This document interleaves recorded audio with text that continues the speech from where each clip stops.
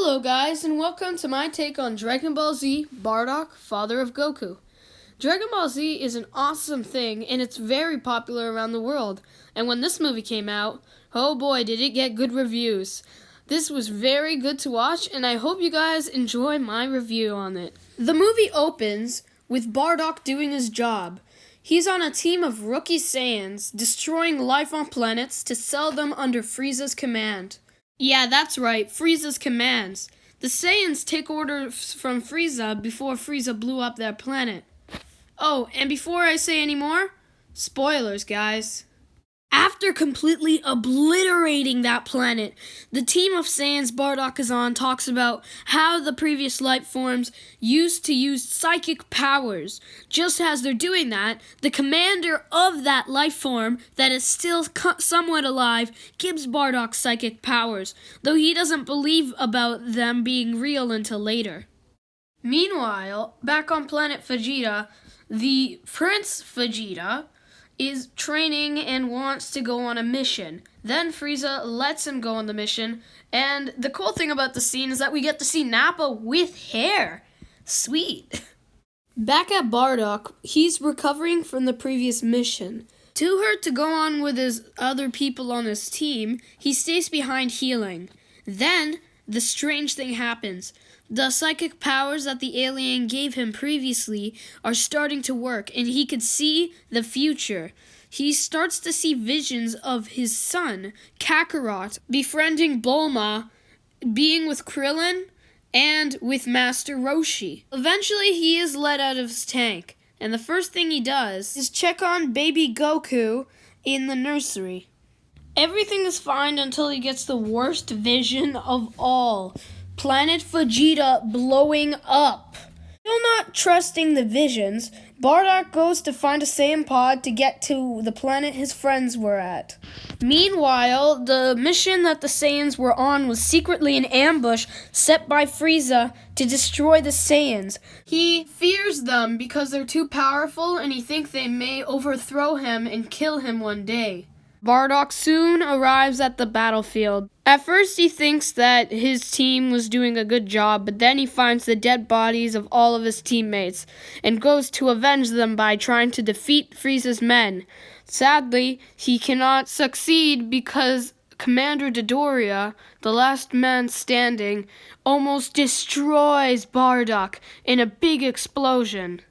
But Bardock survives, and he goes back to planet Vegeta to try to warn all the Saiyans about Frieza's plans to destroy the planet. He now believes in the visions, and he is very scared and very worried.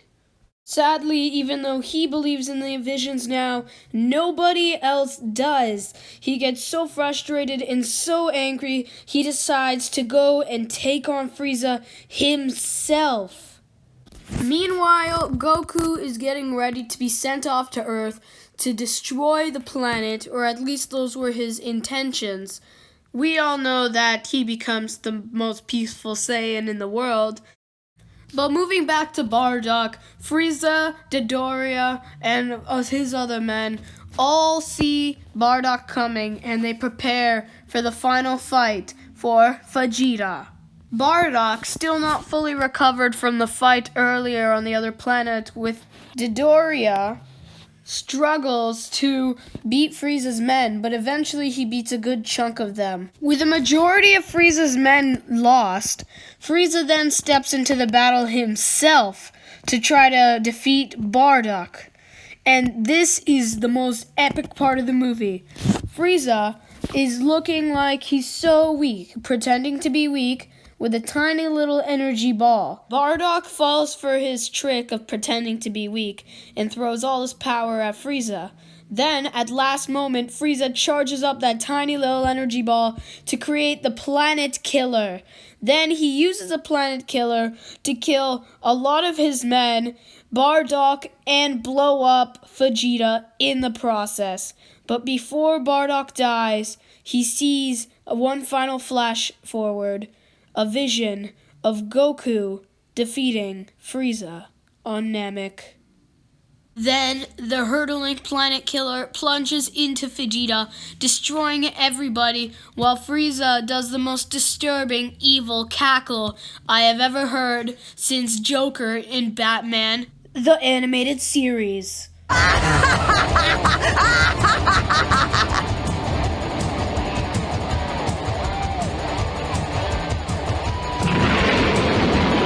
Then after that encounter, we see Goku's little Saiyan pod flying to Earth and him waking up to the explosion of the planet.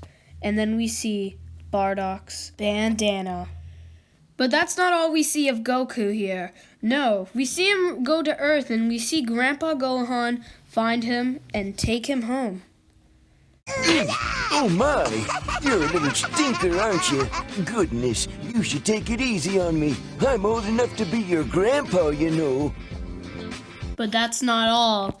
We got a final scene showing Vegeta on his mission Frieza gave him at the beginning, being contacted by one of Frieza's men, lying to him about how planet Vegeta was destroyed.